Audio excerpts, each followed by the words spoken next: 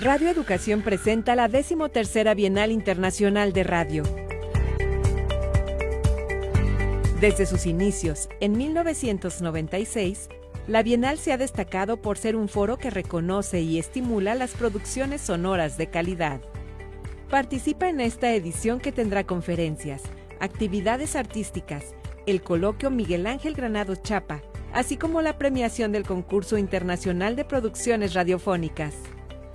Uno de los eventos más importantes y esperados de la radio en Latinoamérica ha llegado para ti. Disfruta las actividades de la Bienal de manera presencial en la Ciudad de México en el Complejo Cultural Los Pinos, a través de Internet y también en Aguascalientes, gracias al apoyo de Radio y Televisión de Aguascalientes. Del 12 al 16 de julio, la 13ª Bienal Internacional de Radio te espera. Consulta el programa en www.bienalderadio.gov.mx.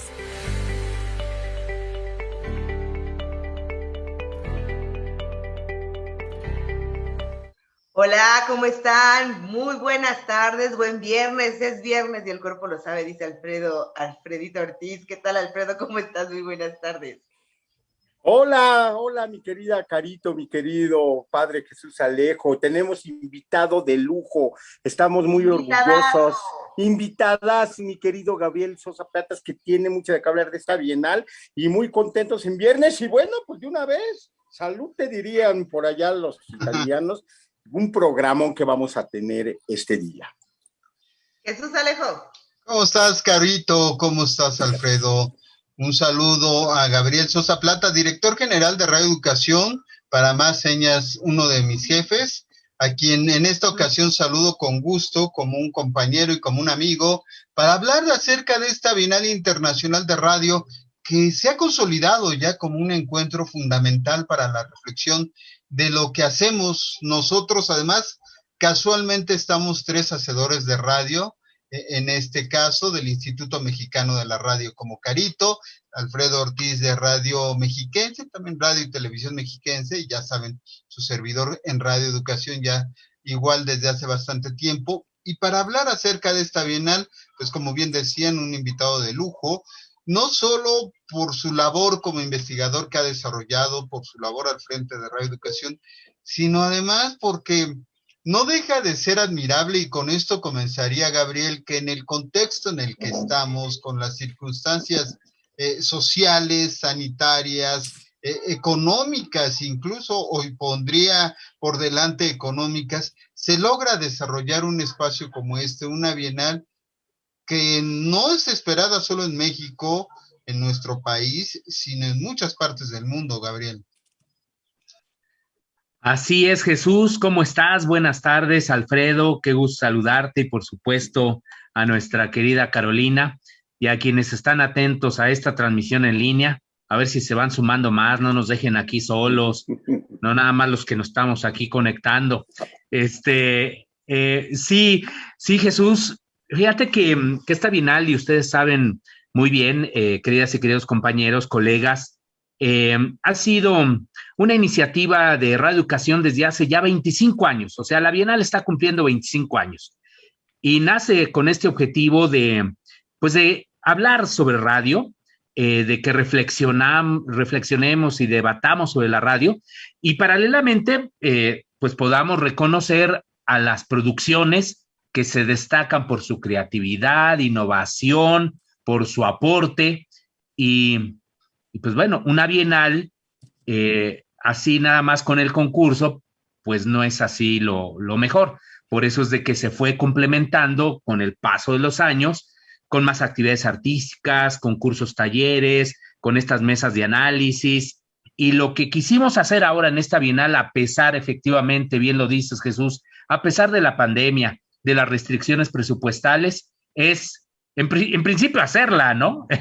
Yo creo que ese es uno de los grandes logros, porque la quisimos hacer el año pasado, pero definitivamente las condiciones eran muy difíciles, pero logramos conjuntar una serie de esfuerzos de diferentes instituciones, tanto nacionales como internacionales, y ya la estamos haciendo realidad. ¿Cuál es la diferencia? Antes, pues, de que me pregunten otra cosa, ¿cuál es la diferencia de esta bienal con respecto a otras? Yo diría que es sobre todo los ejes que hemos seleccionado para esta edición, que son la inclusión o la diversidad lingüística, que es fundamental, la radio comunitaria e indígena y el desarrollo, pues, sostenible. ¿Por qué estos tres ejes fundamentales? Pues miren, muchas son las razones. Unas tienen que ver con las políticas públicas de la actual administración, pero hay otras que tienen que ver, y eso es lo que quisiera yo destacar a quienes están atentos de esta transmisión y evidentemente a ustedes como periodistas culturales, de que, a ver, durante muchos años, la radio comunitaria indígena era una radio perseguida, acosada, subestimada, marginada.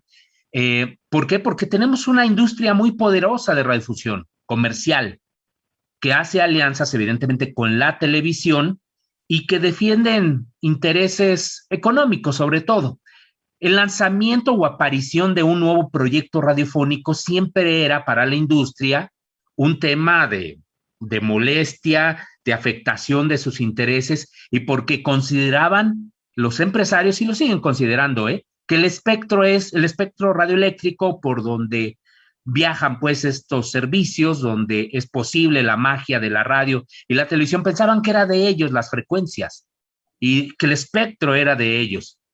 Ahora que debemos dar la vuelta, pues, no significa que en otras bienales no se haya otorgado. De hecho, había categorías, por ejemplo, de radio indígena o comunitaria, pero quisimos hacer ahora el énfasis para decir que esta administración, pero que también esfuerzos internacionales quieren impulsar estos servicios de radiodifusión en México, porque allí está parte importante de lo que es la preservación e impulso de las culturas locales, de las lenguas nacionales, de esta cultura de protección del medio ambiente. En fin, la radio comunitaria es la que permite, valga la redundancia, ser comunidad y por lo tanto compartir experiencias, conocimientos y, ya decíamos, preservar culturas. Ahí está lo que ahora queremos. Y una otra diferencia, si bien es cierto que en varias de las mesas participan expertos, en fin, los que siempre vemos, ¿no? Y me incluyo, ¿no? Por supuesto. Tema de y ahí estamos varios, ¿no? Así como de cajón. No. Aquí las personas que hablan, las que van a participar, son los que hacen radios comunitarias, los que, pues, en el día a día producen la magia de los contenidos y lo van a hacer en distintas lenguas, en fin. Y ahorita les platico de algunas de estas actividades que tenemos, pero es una provocación, yo diría que es una provocación, pero al mismo tiempo queda claro el compromiso que vemos de muchos actores para que esperemos podamos darle la vuelta a todo esto y podamos fortalecer este sistema de radiodifusión comunitaria e indígena con todos los beneficios que ello implica social y culturalmente. Y sobre todo también en medio de lo que fue esta pandemia, porque la gente se logró comunicar, porque es uno de las misiones de las radios comunitarias, a través de estas frecuencias para poder acercarse con su familia, porque además muchas comunidades indígenas lo que hicieron fue cerrar sus puertas para no contagiarse, y entonces la manera en que se enteraban del otro era a través de la radio, porque también hemos hablado mucho, todos con la superconexión, el Zoom, los problemas, bueno, los que estamos en la capital, pero la gente que vive en los pueblos, en las comunidades, no llega la señal, ni siquiera de televisión, lo único que llega es la radio. Entonces también creo es como poner el punto, el dedo en la llaga, ¿no? Porque como bien lo comentabas, Gabriel, yo sé de redes comunitarias que con lo poco que iban juntando y que les iban regalando, iban haciendo, pues obviamente hasta las mismas cabinas, ¿no? Sí, sí, Carolina, totalmente de acuerdo. Y fíjate que incluso, según nos comenta Jesús Astorga, él es el subdirector de radiodifusoras del Instituto Nacional de los Pueblos Indígenas, nos comentaba que la radio sí jugó un papel fundamental durante esta pandemia porque, como ustedes se dan cuenta, muchas de las campañas de prevención de la salud se hacen en español. Y hay muchas comunidades en nuestro país donde no se habla español, se hablan las lenguas indígenas. Y no solo eso, la hablan con variantes, porque una cosa son las 68, ¿no? Lenguas indígenas que tenemos en México, pero otras son las variantes que prácticamente, si no mal recuerdo, llega hasta duplicar las lenguas. Bueno, trasladar esos mensajes de prevención tan importantes a todos estos conceptos, pues, que solo se entienden si uno domina o habla, pues, esta lengua indígena, se pueden comprender. Ahí es donde la radio justamente jugaba y sigue jugando un papel fundamental. Lo otro que comentas, Carolina, es cierto. La conectividad en México en materia de Internet es pésima. Es más, esta transmisión, seguramente si alguien nos está viendo, la está escuchando con problemas, luego a nosotros se nos va a congelar la imagen en algunos momentos, y la radio tiene ese flujo, esa calidad continua que le permite una mayor calidad de comunicación. De ahí que sea tan importante fortalecer estos sistemas de recepción. Ahí les va más o menos también un dato de todo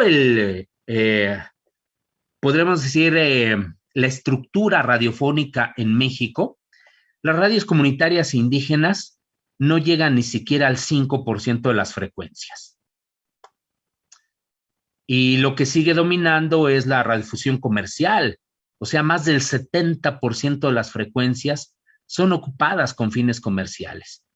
El 20 y tantos por ciento es donde entran las radios públicas, y ese pequeño porcentaje, bueno, y de esas radios indígenas, realmente radios indígenas, no llega más que al 1% más o menos. Para que se den una idea. Es decir, modificar esta estructura oligopólica es también un reto en materia de política pública. Y de ahí de que esta bienal se vincula con algo que se ha estado trabajando, y en algún momento lo platicamos, Jesús, aquí en Radio Educación, se vincula con un trabajo que se está haciendo de la UNESCO y el Gobierno de México a través de la Dirección General de Comunicación Social para impulsar una política pública que fortalezca la radio comunitaria indígena en México, pero al mismo tiempo se fomente la inclusión de contenidos de estas mismas comunidades indígenas en todos los medios de comunicación.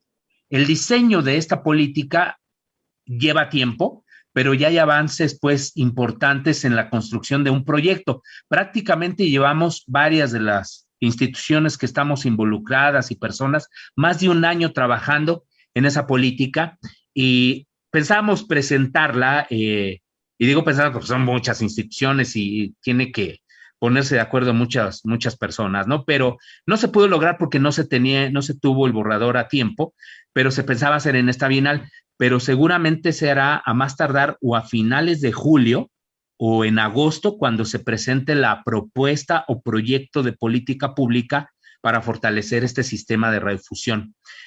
Y reitero, esto es algo que está impulsando la misma UNESCO y el Gobierno de México.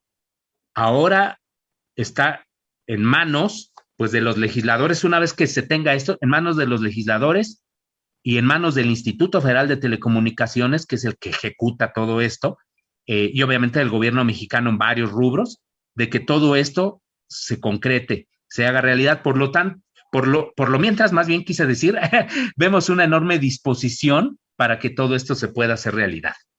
Así que, pues, yo la verdad es que estoy muy contento, por esto. Claro, tenemos otros retos también de la radio pública, ¿no? Lo que ustedes enfrentan en el IMER, en la misma Radio Educación, en el sistema público. En fin, es otro boleto, no muy lejano, de los objetivos de radio comunitaria indígena, pero la verdad es que estamos alejadísimos. El presupuesto, por ejemplo, de las radiosoras indígenas del INPI, bueno, yo creo que el 10% de lo que obtiene Radio Educación es todo el presupuesto de lo que tienen las radios del INPI, para que vean, pues, las diferencias que tenemos, ¿no? Y de los retos que tenemos, pues, en materia presupuestal para que muchos de estos proyectos puedan llevarse a cabo.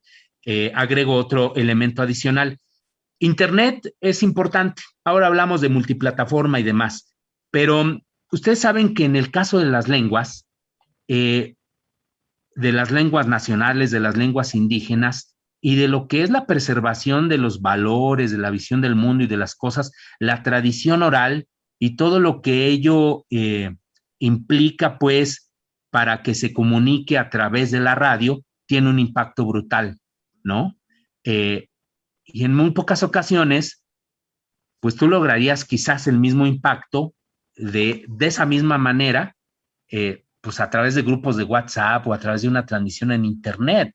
O sea, la radio es el que tiene justamente ese gran potencial que muchas personas pierden en ocasiones de vista, ¿no? Por eso no es de que estemos aferrados a un medio, sino que más bien el medio se adapta a las nuevas circunstancias tecnológicas, Claro.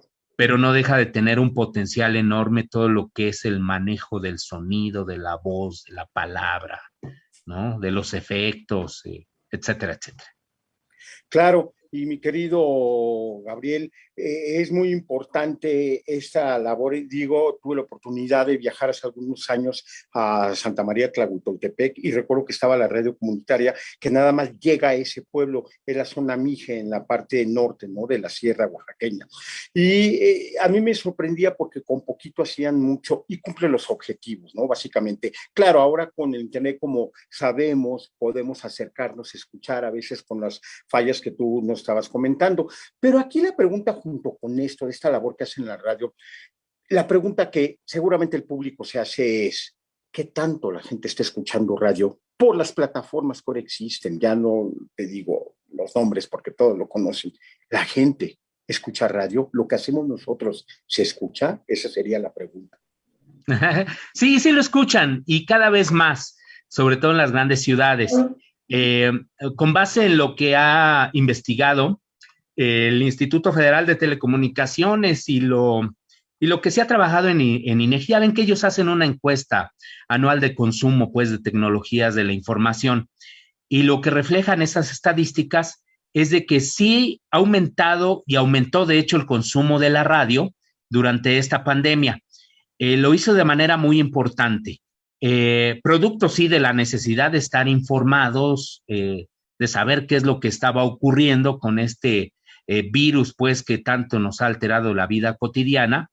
Pero aquí lo interesante es de que se hacía un consumo, o se hace cada vez más un consumo multiplataforma. O sea, escuchas radio en abierto, pero también lo escuchas en tu aplicación, por ejemplo, de Twitter, o en tu aplicación, por ejemplo, de la propia estación radiodifusora, o bien como lo estamos haciendo en Radio Educación, que ya estamos transmitiendo en YouTube, en Twitter, en Facebook, y sigues estas transmisiones, pues, lineales.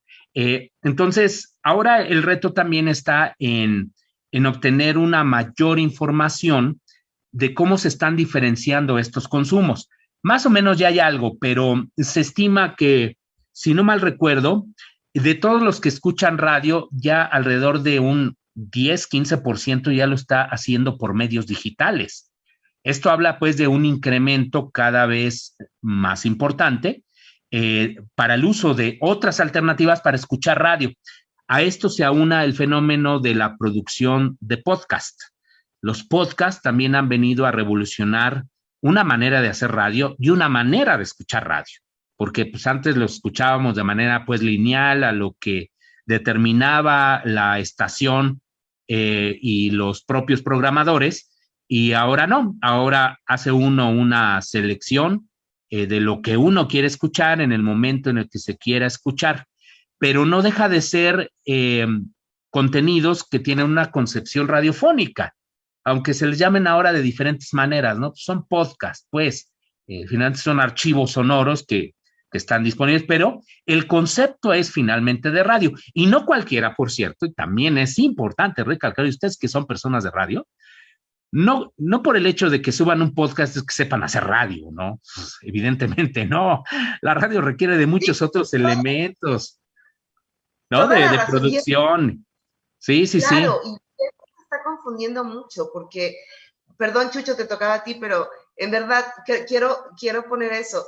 Muchos creen que podcast es lo mismo que radio, y la gente que hace podcast no cree que los de radio sean lo mismo. Entonces, hay una confusión ahí horrible, pero yo he tratado de escucharlos, y yo sí soy de radio. O sea, yo sí necesito la brevedad, necesito las cosas inmediatas. O sea, he intentado escuchar uno de 1 hora, en verdad no puedo. Y no es que no pueda porque el tiempo, porque lo puedes tener oyendo y no escuchando. Eso es algo que también es bien cierto. Perdón, Chucho, ya vas, lo tenía que decir. No, pero también el comentario. Sí, también es que esto es interesante, porque ahora te podríamos decir que yo no estoy de acuerdo en tu posición cuando hablas de brevedad, porque estás hablando de un tipo de radio que quizá ya no se está produciendo, ya no digamos en México, sino en muchas otras partes del mundo. Pero eso es siempre bien interesante. Y he de confesarles a todos quienes nos escuchan que de pronto sí da miedo hablar con Gabriel Sosa Plata, porque, híjole, tiene tantas cosas en la cabeza, ha hecho tantas investigaciones sobre la radio, sobre los derechos de las audiencias, sobre las innovaciones tecnológicas, las plataformas, que comenzamos hablando de la Bienal, y ya necesitamos apartarle un espacio, pedirle un espacio o 2 o 3 para hablar del podcast, para hablar de las multiplataformas, para hablar de las radios comunitarias, para reflexionar sobre las radios indígenas. Como siempre, Gabriel, es un placer escucharte. Yo en este caso trataría de que nos centráramos, porque ya no nos queda mucho tiempo, sabemos que andas corriendo además, porque el lunes inauguramos la Bienal Internacional de Radio. Es importante que se hayan elegido estos ejes, pero también es importante la enorme participación de instituciones e incluso el mantener ciertos espacios como los concursos, como decías al principio, pero también el coloquio Miguel Ángel Granados Chapa, que es dentro de los que hemos estado haciendo radio los últimos años, pues ha convertido también en algo esencial, ¿no? Sí, y es muy importante que lo hagamos justo en este momento, porque pues ya después de una resolución de la Corte en la que el impacto o la consecuencia es de que los derechos de las audiencias regresen a ser tutelados por el Instituto Federal de Telecomunicaciones, es importante hablar de ello para que pues se tomen las acciones que se tengan que tomar. Si vamos a tener este coloquio Granados Chapa, en el cual, por cierto, se va a entregar un reconocimiento a quien logró finalmente este amparo, que es un muy querido abogado del despacho de Burgoa Orihuela, es César, ahorita se me pasó el apellido, pero bueno, vamos a tener también a ponentes de diferentes países, de Argentina, de Colombia, por supuesto de México, a defensoras y defensores de las audiencias, donde se abordarán temas muy diversos que tienen pues que ver con, es que está César Olmedo, es que cómo se me va a olvidar, ¿verdad? Pero ya me están ayudando aquí. Fíjense que uno de los temas, por ejemplo, que se van a abordar es justo sobre el periodismo, la COVID y todo esto, qué afectación llegó a tener con los derechos de las audiencias, porque ustedes saben que durante estos meses lo que tuvimos fue una enorme proliferación de campañas de desinformación, y eso afecta pues los derechos de las audiencias de una manera pues notable, ¿no? Bueno, ese es el coloquio. La otra invitación que quiero hacerles a su audiencia, o podríamos decir digital audiencia o ciberaudiencias o usuarios de redes sociales, es de que vamos a tener una transmisión maravillosa de 9 horas continuas, compañeros, compañeras, que organizamos con la Secretaría de los Pueblos Indígenas originarios de aquí de la Ciudad de México, y organizaron un programa tan bonito, tan interesante, porque vamos a tener, por ejemplo, pues, ¿qué les puedo decir? Rap náhuatl, ¿no? Vamos a tener música zapoteca. Bueno, es no solo pues la cuestión artística en lenguas indígenas, sino paralelamente vamos a tener varios conversatorios donde hablan sobre la situación, en particular del uso de las lenguas indígenas en la Ciudad de México, pero también de las diferentes expresiones culturales. Hay algo que nos decía la titular de esta dependencia, de esta secretaría de la Ciudad de México, Lauraita, que fíjense que de las lenguas nacionales hablábamos de 68. Ella nos explicaba que alrededor de 50 se hablan aquí en la Ciudad de México. ¿Ustedes sabían ese dato? Yo no lo sabía. No. Yo pensé que nada más se hablan 2, 3 lenguas indígenas aquí en la ciudad. No. Bueno, de eso van a hablar. Y ellos están también impulsando un proyecto radiofónico en línea, y vamos a firmar también un convenio con esta secretaría, con Radio Educación y esta secretaría, para promover ese tipo de contenidos y hacer más cosas juntos. Y luego vamos a tener, por ejemplo, una bienal en Aguascalientes. Allá van a estar hablando sobre radioarte, van a estar hablando también, van a hacer algo muy interesante, que están recuperando una serie de audios que aportaron de las radios indígenas. Bueno, eso lo van a expresar en diseños, pues en gráficos, ¿no? Va a ser una exposición muy interesante, pues, de artistas de allá. Y bueno, va a haber también otra serie, pues, de exposiciones. Finalmente quiero también recordar que el próximo lunes vamos a tener un concierto en la inauguración de María Reina, que, como ustedes saben, es una gran artista mexicana, con un enorme simbolismo, pues, de lo que es el impacto de la música con el uso de las lenguas indígenas, y por eso esa proyección también internacional que ha logrado María Reina, que es también una de las personas que ha sido reconocida por el premio Salvador el Negro Ojeda de Radio Educación. Y luego en la ceremonia de clausura vamos a tener a la orquesta Carlos Chávez, bajo la dirección del maestro Eduardo García Barrios, y se va a interpretar una gran obra que se llama 8 por Radio, que también va a ser un concierto maravilloso. Bueno, estas 3 actividades que les he hablado, el control remoto de 9 horas, la inauguración y la clausura, se harán de manera presencial en el Complejo Cultural Los Pinos.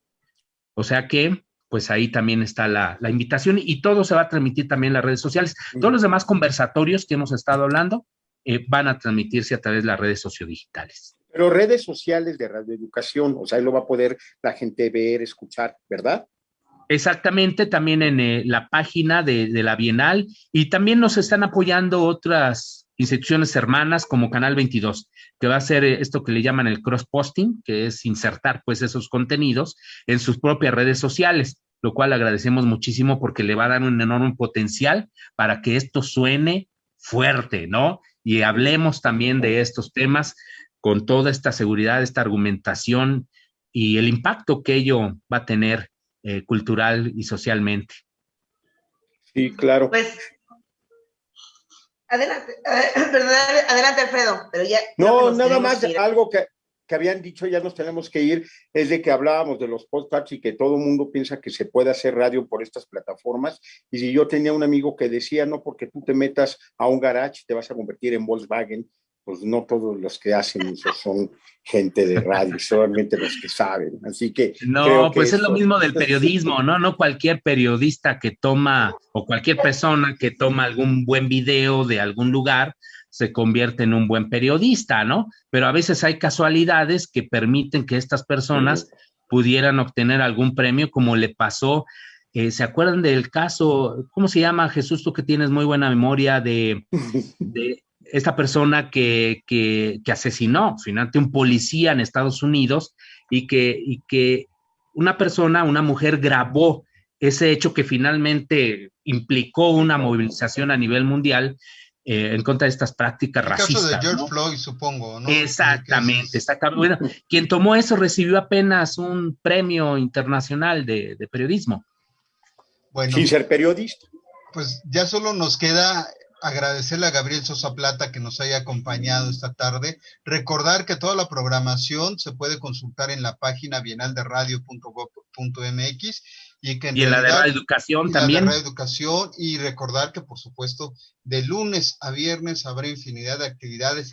Y como hemos dicho, no solo para quienes son especialistas en la radio, sino para quienes gustan disfrutar de la radio. Gabriel, muchas gracias por habernos acompañado. Al contrario, ustedes muchísimas gracias por su tiempo y nos vemos allá en Los Pinos. Va a haber, por cierto, una exposición artesanal. También aprovechamos para invitar a la audiencia, que también es coordinada por esta Secretaría de Pueblos Originarios Indígenas de aquí en la Ciudad de México. Va a estar maravilloso. Apoyemos también a los artesanos locales. Es importante.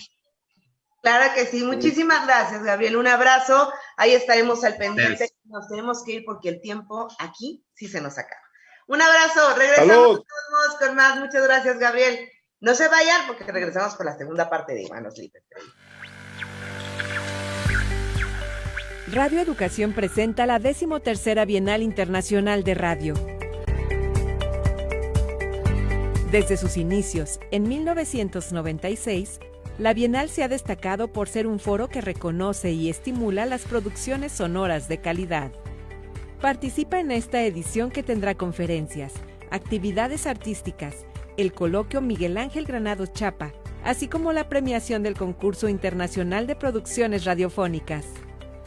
Uno de los eventos más importantes y esperados de la radio en Latinoamérica ha llegado para ti. Disfruta las actividades de la Bienal de manera presencial en la Ciudad de México en el Complejo Cultural Los Pinos, a través de Internet y también en Aguascalientes, gracias al apoyo de Radio y Televisión de Aguascalientes. Del 12 al 16 de julio, la 13ª Bienal Internacional de Radio te espera. Consulta el programa en www.bienalderadio.gov.mx.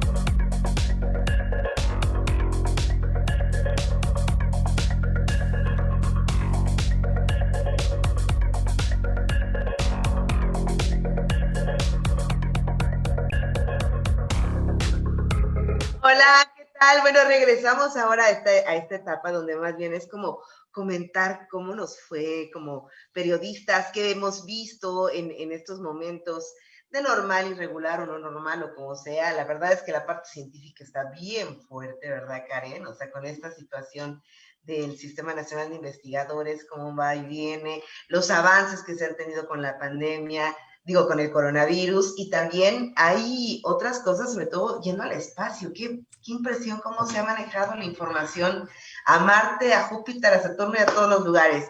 Jesús, bueno, le doy la bienvenida a Karen Rivera. Yo aquí ya saludándola como si nada. Karen, ¿cómo estás? Muy bien, muchas gracias, Carolina, por la invitación. Qué gusto estar con ustedes una vez más en Manos Libres. Jesús Alejo, te doy chance, ¿qué tal? Que presentes a nuestro invitado, don Ricardo. Vamos a Karen, querida, muchas gracias, como siempre, Ricardo Quiroga.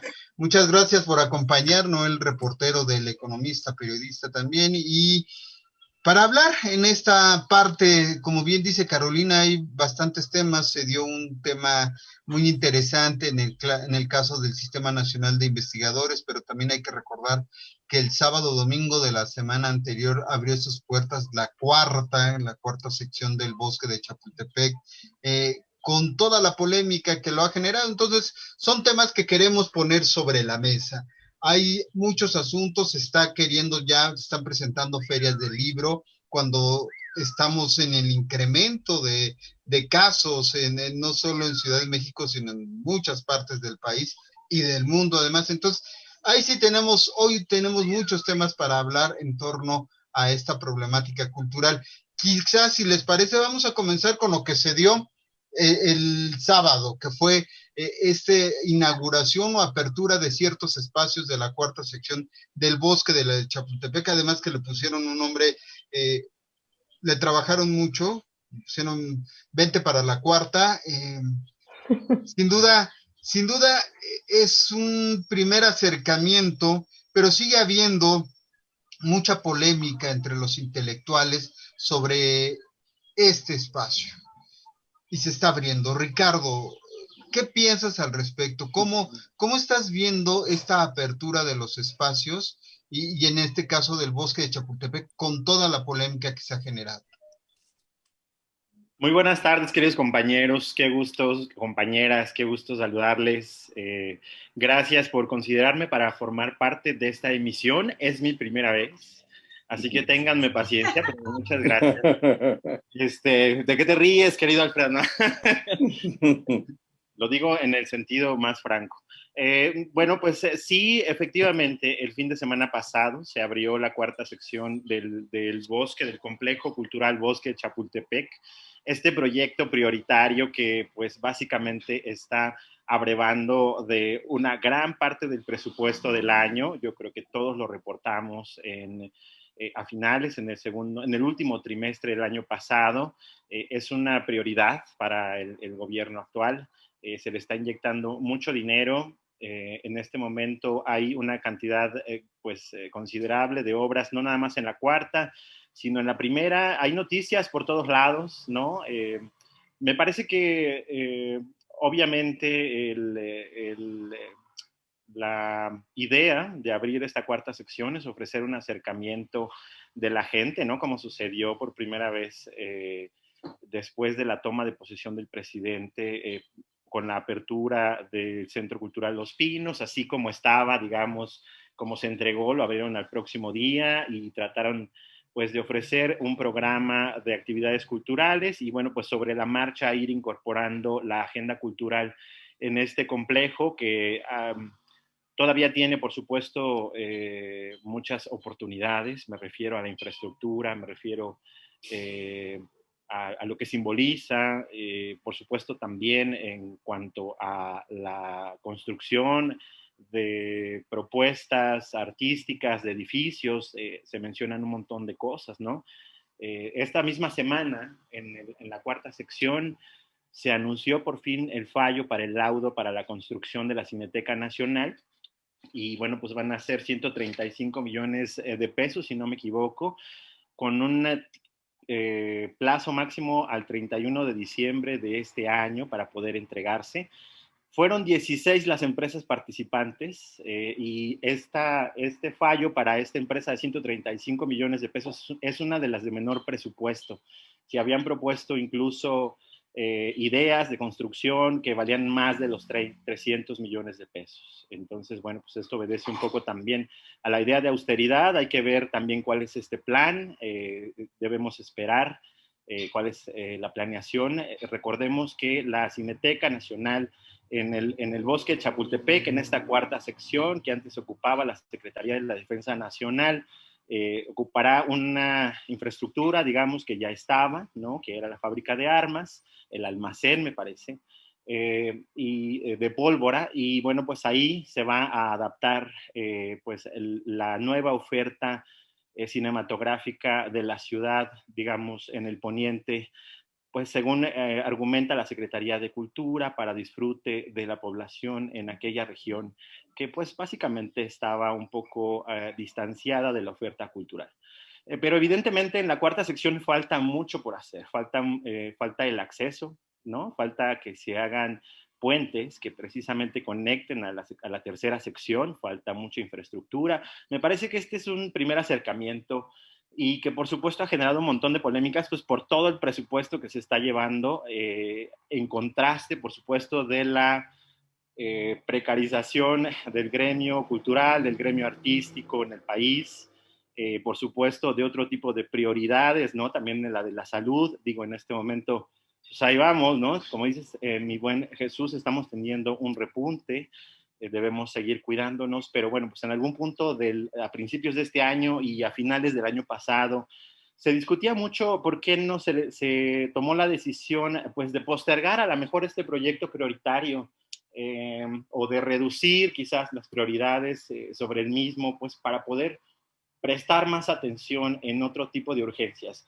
Las dos, por supuesto, más evidentes, una, el apoyo a los gremios culturales, y yo creo que también en igualdad de importancia, si no es que con mayor importancia, el reforzamiento de los programas de salud que, bueno, pues finalmente me parece que en una crisis como esta, pues no siempre vamos a tener certeza de cómo hubiera salido bien o cómo hubiera salido mal. Yo creo que somos primerizos todos y las autoridades.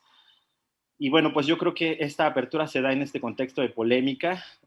No resta más que seguir reportando los avances que se van dando en la construcción de este complejo cultural y esperar que de verdad tenga esta detonación cultural y de beneficio para la población, porque por otro lado también se cuestionaba que pues es un proyecto demasiado centralista, considerando que se lleva más de 10,000 millones de pesos a lo largo del sexenio, considerando que este presupuesto pudiera haber... A eso quiero ir, Ricardo, porque uno de los aspectos que se señalan dentro de esto durante el lanzamiento fue de que era un proyecto nacional que está ubicado en Ciudad de México y en el bosque de Chapultepec. Se dice, Karen, que es para apoyar y para darle también oportunidades al pueblo de Santa Fe, que como sabemos está ubicado en una zona de contrastes, de muchos contrastes.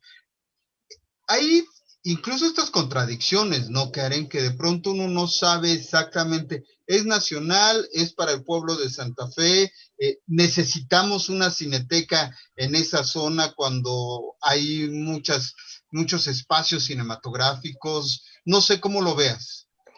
Es una pregunta muy interesante, Chucho, porque pensando un poco en esta visión nacional, yo creo que se parte de la idea nacional porque es un proyecto prioritario federal. O sea, está marcado como un proyecto prioritario del gobierno federal del país, lo que significa que evidentemente se me viene a la cabeza proyectos como el Tren Maya o proyectos como el aeropuerto también, ¿no? Entonces, creo que aquí está el punto importante. Hay dos cuestiones a evaluar necesarias para hablar de la cuarta sección del bosque de Chapultepec, y una de ellas es que, en efecto, Santa Fe es un poblado que está alejado un tanto de las actividades culturales que comúnmente llevamos a cabo, digamos, en la zona centro de la Ciudad de México, y que sí se requiere una cineteca que le quede cerca a esa parte de la población, sí se requiere un espacio con actividades culturales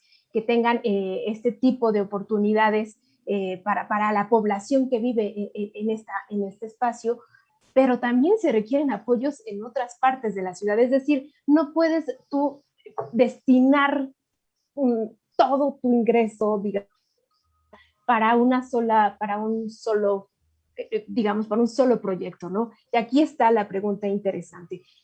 Si uno piensa, para los que vamos del lado oriente hacia Santa Fe, hacia el lado poniente, como dijo Ricardo, nos lleva por lo menos 2 horas de trayecto, ¿no? Entonces, evidentemente es un espacio, la cuarta sección del bosque de Chapultepec está pensado específicamente para la población del pueblo de Santa Fe, que a mí, desde el punto de vista práctico y efectivo, no me parece que sea una mala idea, pensando en que tienen ya ahí un centro y un espacio en el que van a poder acudir a talleres, a exposiciones. Estará la gran galería de arte que piensan hacer, que reunirá obras museísticas de varios recintos, y además estos talleres de gráfica, ¿no? Se piensa también en esta cineteca que, mira, el recinto por default es muy bello, la estructura es bella. Yo no conocía la fábrica de pólvora, por ejemplo, ¿no? Ver las imágenes de lo que era la fábrica de pólvora por ahí de los 1700, los trabajadores, cómo es que fue creada ahí, pensando en que era un sitio con suficiente agua y suficiente árboles para poder fabricar ahí pólvora y armas, ¿no? Entonces, es un recinto con mucha historia, es arquitectónicamente hablando, a pesar de la antigüedad, es muy bello, y que se transforme a un espacio en el que tú vas a poder ver una película, tú vas a poder ver un taller, vas a poder ver conciertos. A mí no me parece descabellada la idea. Lo que es un tanto descabellado es el presupuesto que se le está destinando, que se está destinando en general al proyecto Chapultepec Naturaleza Viva, ¿no? Y esta intención de convertir al gran pulmón de la ciudad en un espacio biocultural, ¿no? Que dialogue la naturaleza con la cultura, pero es un proyecto de largo aliento. Yo no sé en qué momento van a poder conectar la cuarta sección con la tercera sección y no creo que se dé en este sexenio, honestamente. Yo creo que van a pasar muchos años más para poder conectar una a la otra. Es cierto, ellos sí aclararon de alguna manera que este espacio era específicamente para el pueblo de Santa Fe. Sí requiere este pueblo un espacio cultural como este, pero también se requieren apoyos económicos para otro tipo de proyectos. Es decir, no se puede centralizar el dinero en un solo proyecto. No se puede destinar solo a un solo proyecto. Y estás hablando de dinero y Carolina puso sobre la mesa también otro aspecto muy interesante vinculado con el Sistema Nacional de Investigadores, que se vio envuelto en una polémica esta semana con la acusación de plagio contra Alejandro Gertz Manero, que hizo Guillermo Sheridan en su columna en El Universal, pero que de una u otra forma, Carolina, está vinculada con los recursos. O sea, a final de cuentas al sistema, al CONACYT le han quitado muchos recursos. Está lo que querías mencionar también, por supuesto, de lo que está pasando en esta cuarta sección del bosque de Chapultepec con los recursos destinados y cómo se están destinados los recursos. Como que todos los caminos llevan al dinero, como decían también los viejos periodistas, al final siempre debe seguir la ruta del dinero, ¿no? Sí, la verdad es que sí ha pasado mucho. Yo creo que dos de las áreas más descuidadas que hemos notado nosotros es en cuestión de ciencia, tecnología, innovación, cultura. Creo que han sido las partes en donde se ha destinado a ciertos puntos y nada más. Aquí en CONACYT que yo no sé, Karen, si tú has podido entrevistar a la titular de CONACYT, a veces me han pedido en el email de, por favor, busca entrevista, y yo, es casi imposible poder acercarse a ella. Hay muchos temas ahí, ha habido unas modificaciones, ¿no, Karen? Legales, en donde no han beneficiado además a los investigadores, por el contrario, les han quitado algunas de las prestaciones que ya tenían. Hay muchas manifestaciones, el movimiento en el rubro científico, ahorita que estoy cubriendo ahora ciencia, se me ha ido más en política que en el trabajo que están haciendo, porque la verdad es que hay muchas cosas que se han quedado atoradas. Yo sí creo que no estoy muy de acuerdo contigo en cuestión de la Cineteca. Creo que tenemos esta Cineteca Nacional que está aquí en Joco. Creo que no tiene mucho tiempo, que se le invirtió muchísima lana, que todavía le hace falta para las bodegas, que todavía necesitan meterle a ese proyecto que se quedó toda a la mitad, como para ponerte a hacer otra Cineteca en un lugar donde tienes el Centro Cultural del Bosque, en un lugar en donde tienes también, pues bueno, más o menos, ¿no? Cerca por ahí están todos los museos, o sea, el Museo de Arte, el Museo Nacional de Arte, ya se me olvidó, el Rufino Tamayo, o sea, todos esos están ahí, pues, ¿no? O sea, no hay cultura, perdón, creo que sí hay. Y muchos de estos recintos también han podido proyectar películas, porque por ejemplo el Tamayo ha estado haciendo eso, el Museo de Arte Moderno también lo ha estado haciendo. Yo no estoy tan de acuerdo, pero bueno, tal vez porque yo vivo más por el sur, ¿no? Y no me cuesta tanto trabajo, entre comillas, porque antes era el metro, llegar hasta allá. Yo ahí no fíjate, yo tampoco estoy, o sea, digamos que el punto central aquí yo no estoy en contra de que se construyan más espacios culturales. Qué bueno, me da mucho gusto. De lo que estoy en contra es que no se apoyen los que ya están construidos. Ya los vi. Entonces, ese es el punto. Se me perdió, ¿no? El de... O sea, no puedes tú dedicarte a solo un proyecto y de verdad desproteger a todos los demás y dejar completamente desprotegidas a tus galerías, a tus cines, a tus teatros, a tus museos, a los grupos independientes. Ese es el punto. A los artistas, a los creadores. A los artistas, bueno, de por sí, el caso tan necesario de hablar de los derechos de los artistas que no tienen ningún tipo de seguridad, ni de retiro, exacto, ni médico, bueno, todo ese tipo de apoyos, ellos no tienen ninguna prestación, ¿no? ¿En qué momento se va a normalizar y a dignificar, pues, el papel de un artista, ¿no? O el papel de un hacedor de teatro? Entonces, aquí el punto es, a mí de verdad me gusta la idea que se construyan recintos culturales, siempre y cuando haya una lógica clara, eficiente, transparente, y que no se desprotejan todo lo que ya está construido. Claro, ese es el punto. Permítanme opinar algo rapidísimo, precisamente con base en esto que dices, Karen. En febrero del año pasado, un mes antes de la irrupción de la pandemia en el país, la subsecretaria de Desarrollo Cultural, Marina Núñez Vespalova, declaraba a la prensa que ya se estaba en conversación para poder, pues, generar esta brecha, este camino para finalmente, pues, crear un seguro social para artistas. Pero antes que eso, por supuesto, había que tener una conversación gremial para definir, pues, qué es un artista y qué es un creador, porque si no podemos delimitar estos conceptos, no podemos generar una seguridad social. Entonces, pues se quedó en eso. Después irrumpió la pandemia y, por supuesto, las prioridades cambiaron de una manera sumamente rotunda. Por otro lado, a partir de lo que dices sobre Chapultepec, me gustaría sumar también el pensar que, bueno, pues esta es un proyecto bastante ambicioso y que a lo mejor digamos, bueno, ok, va a tener un impacto sumamente favorable que no estamos calculando en este momento, pero no sé si todo vaya a ser favorable. Recordemos ahí la famosísima frase de los elefantes blancos. ¿Cuánto va a costar mantener un complejo cultural de ese tamaño? Pues para que se aprovechen infraestructuras como la que está haciendo el arquitecto Renzo Piano, ¿no? Digo, no creo que vayas a querer tener ahí un pabellón contemporáneo en el que se presente una cosa cada 15 días. Entonces, ¿cuánto se van a gastar en toda la oferta cultural de este complejo? Y esto, ¿qué costos va a tener para el resto del presupuesto cada año? ¿Y por cuánto tiempo se va a mantener, no? También, o sea, se habla, por ejemplo, ahorita de perdón, Alfredo, de un programa de actividades en los próximos 4 meses, y después, ¿qué va a pasar? ¿No?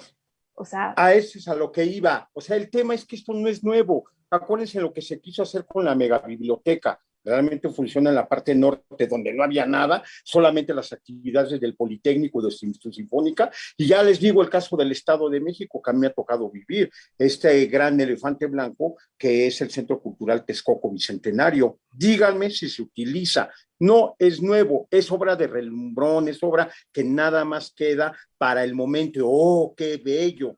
Y después, y ustedes que son especialistas y que manejan la política cultural, lo saben mejor. Es decir, estos lugares no sirven. O sea, perdónenme, a lo mejor estoy pecando ahí de como que de una persona que no conoce, pero ahí está el ejemplo. Quisieron hacer en lo que era el cine Lindavista un gran museo o teatro, no lo sé, se convirtió en la iglesia de la Virgen, ¿no? De Guadalupe, ese personaje, ¿no? En fin, ustedes son los que saben, yo nada más. ¡Está muy bien! ¡Está muy bien! ¡Salud!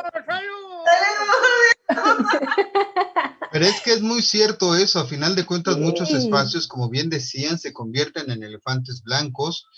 Ahí lo importante es mantener una programación, pero muchas ocasiones la programación se pierde y no sabemos exactamente hacia quién está dirigida.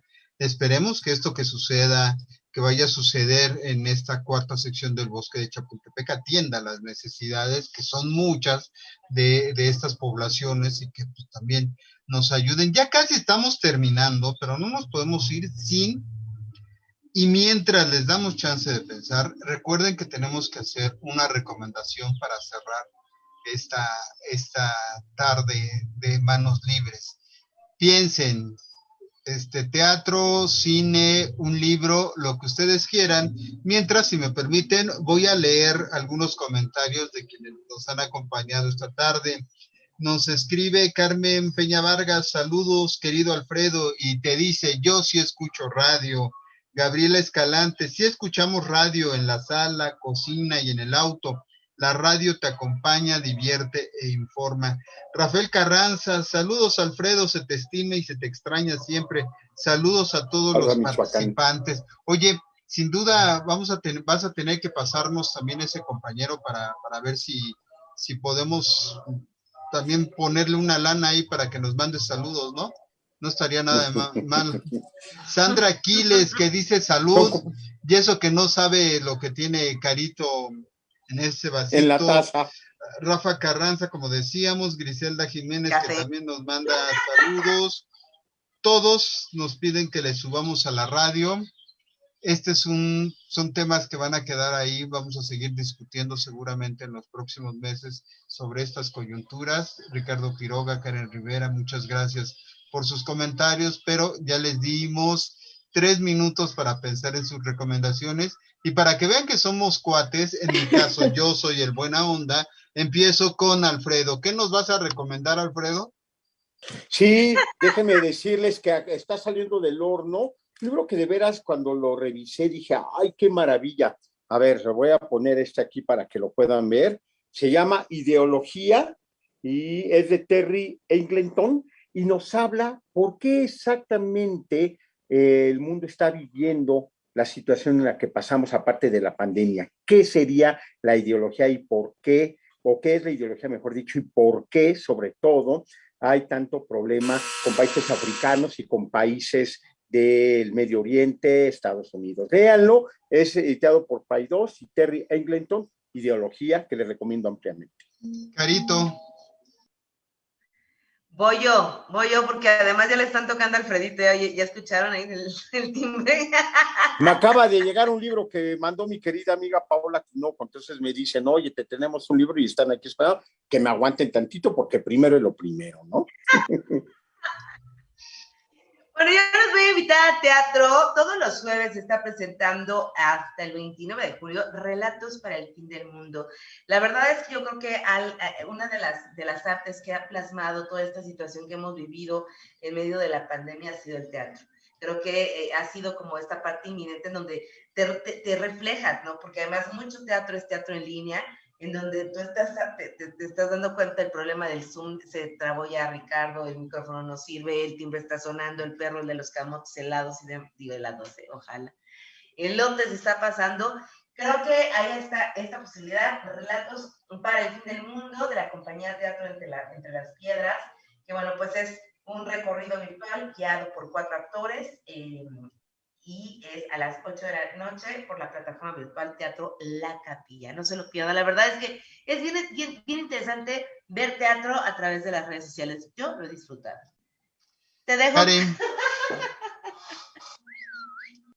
Pues yo quiero así recomendar muchas cosas.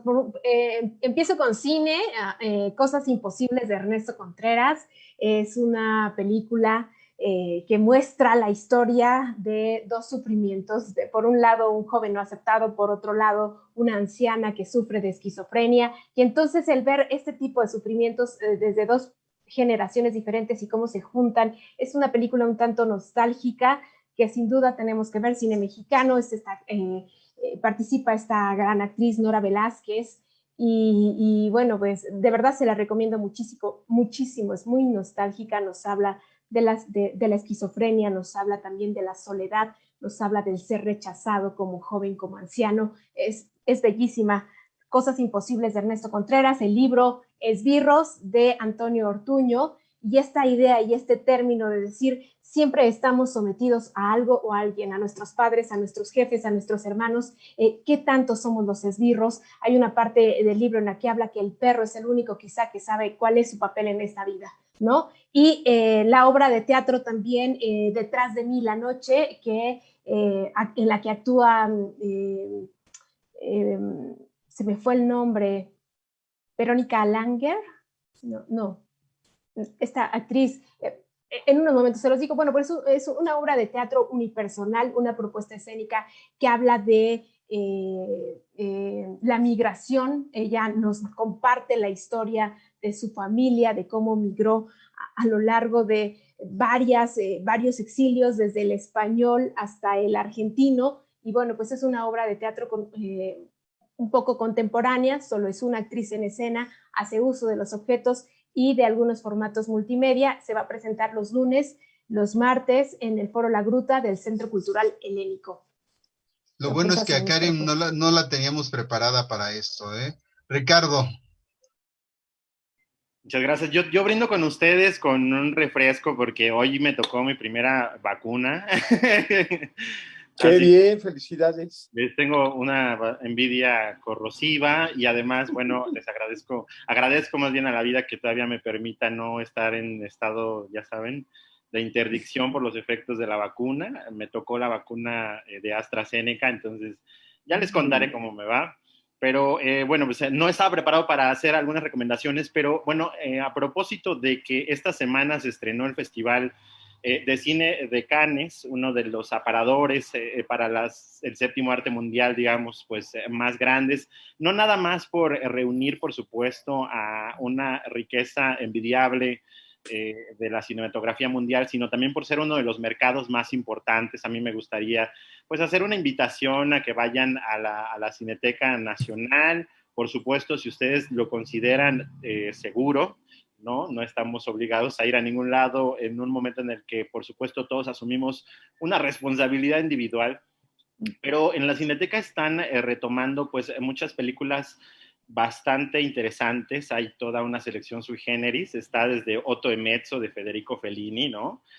Hasta, por ejemplo, la película El Agente Topo, que estuvo nominada como mejor película extranjera en la última edición de los Oscar, una película chilena bastante entrañable que convirtió a don Sergio, un octogenario bastante simpático, en toda una estrella de Instagram, así que si todavía no lo siguen, síganlo en Instagram. También está, por ejemplo, la cinta Los Lobos de Samuel Kishi, una película mexicana que fue premiada en la Berlinale hace un par de años, así que es un buen pretexto para ir. Además, por supuesto, la nueva película de Gaspar Noé, él tiene como todo un grupo de fans que seguramente querrán ver por ahí. Otro de los digamos, cineastas jóvenes que está llamando mucho la atención es el canadiense Javier Dolan, que está ahora en la selección de la cartelera de la Cineteca con Matías y Maxim. Como ustedes saben, Javier Dolan tiene toda una serie de propuestas de cine sobre diversidad de género, sobre los afectos, sobre la identidad de género, bastante interesante, no nada más por supuesto por la temática, sino por la estética, por el argumento, por jugar mucho con el cine, por verse tan desenfadado, y creo que va a gustar mucho. Yo tuve la oportunidad de ver esta película y de Javier Dolan me parece que es una de las últimas tres, es la mejor. Entre otras varias películas, por supuesto, de todo el mundo. Está Te Llevo Conmigo, ¿no? También una coproducción mexicana, en fin. Y está además una ronda más, ¿no? Esta película también nominada de Thomas Vinterberg en los Oscar. Y pues a mí me gustaría recomendarles como una... ¿Mande?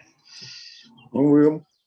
No, nada más estoy leyendo y me topé por accidente porque estoy yo como muy metido en la literatura fantástica y medio mística y ahí buscando en las aplicaciones de libros. Me encontré con este libro, La Santa Muerte de Homero Aridgis, que tiene, pues digamos, muy pocas valoraciones, pero dije, bueno, pues a ver, le voy a picar porque me costó 50 pesos. Y está bastante interesante, habla precisamente, tiene varios relatos sobre este México detrás, este México sincretista, ¿no? en el que pues conjugamos la vida diaria, la violencia, la religión oficial, con algunas actitudes que podrían interpretarse como paganas si estuviéramos en otro país que no fuera tan rico en cultura. Me parece que además el humor de Homero, nunca tan pretencioso, llena sus páginas y su relato de algo a lo que no van a renunciar tan fácilmente. Y eso, bueno, lo pueden encontrar fácilmente y muy barato en las aplicaciones de ebooks. Pues bueno, como nos hemos extendido, les agradecemos a todos que nos hayan acompañado, que nos hayan dado sus comentarios. Aprovecho para ya no hacer mi recomendación porque no venía preparado, sino cederle el micrófono a Carolina. Pues muchísimas gracias por acercarse con nosotros. Las invitaciones van a ser cada vez más seguidas porque la idea es reflexionar un poco por el tema de la semana, cómo lo estamos viendo, qué está pasando. Yo veo algo raro en internet, veo algo raro en Facebook, pero bueno, esperemos que nada más sea mi celular el que esté rarito, el que esté registrando eso. Muchas gracias por acompañarnos, gracias, nos invitamos el próximo viernes a las 5 de la tarde que nos acompañe Antonio Betazos, que se ve por la parte de atrás, pero bueno, muchas gracias por estar con nosotros, gracias por platicar, por conversar, y muchas recomendaciones, no se haga, por favor, disfrute de todo esto. Gracias. Bye.